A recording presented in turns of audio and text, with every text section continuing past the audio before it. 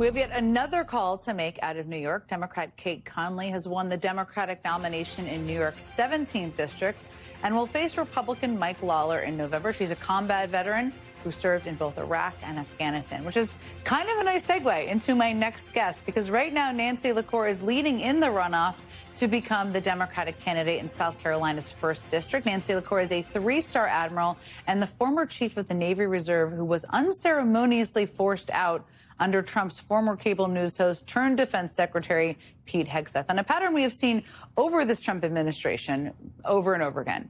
Now, what we've also seen is that accomplished longtime officials being removed from their posts and then doing something about it, like running for political office. Nancy LaCour is one of those officials, and she joins me now. It's great to see you. So I just mentioned the race hasn't been called yet, but you're ahead. How are you feeling about it?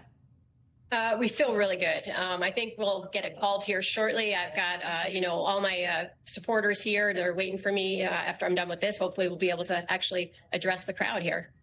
Exciting. So I want to ask you, as a veteran and a longtime military official, what is your response to Pete Hegseth requesting from Congress roughly $80 billion to cover the cost of Trump's deeply unpopular war with Iran? What do you make of that? It's unacceptable, and it's also predictable. I think that's just the way this whole administration has been running. They think there's just an open checkbook and they can keep doing what they feel like, and they're just going to get it all covered. And it's just more of the same from this administration.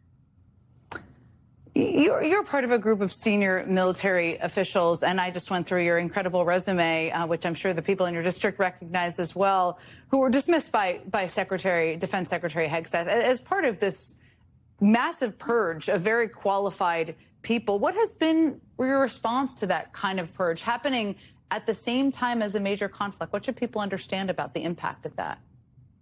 It's significant impact. I mean, from the moment it started, it's just sending a very clear message to current service members and future service members, that you're not wanted here. We don't need you in our armed forces. And it's even more, damaging, when you do it in the middle of a conflict, right? And that's not just damaging to the force, but risky for our whole country. And as you can see, it hasn't gone so well. For people watching who are just getting to know a little bit about you and learning about your background, can you share a little bit about how your longtime military career brought you, and your end by Hegseth, I should say, your firing by Hegseth, brought you to make the decision to run for Congress? Yeah, absolutely. It was an abrupt end. I was 1 year into what is normally a 4-year job. Was notified that I was being relieved effective immediately. I walked out of the Pentagon an hour later. And I struggled to figure out what was next for me. But the one thing I couldn't shake was this feeling that I wasn't done serving. I thought I was going to be in uniform serving for 3 more years and decided there's too much at risk. I can't sit on the sidelines. I can serve differently. And then I launched this campaign for Congress in January. You are running to represent the district currently held by Republican Nancy Mace. She's run afoul of Trump in recent months. That certainly impacted her own primary race to try to win the governor's seat. But she won that seat while being a very vocal supporter of Trump and the MAGA movement, the one you're running to represent. Why do you believe you can flip this district as a Democrat? Well, I think the fact that every day we turn the TV on and this administration is doing something that harms Americans helps. Right? People are fed up with this administration.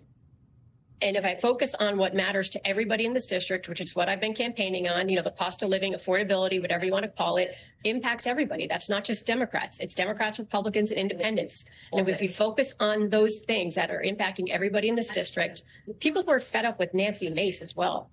She has been a show horse, and I think this district is ready for a workhorse. I've asked other candidates who are running in districts that have been more traditionally red or more traditionally Republican this question, especially people with a background like yours.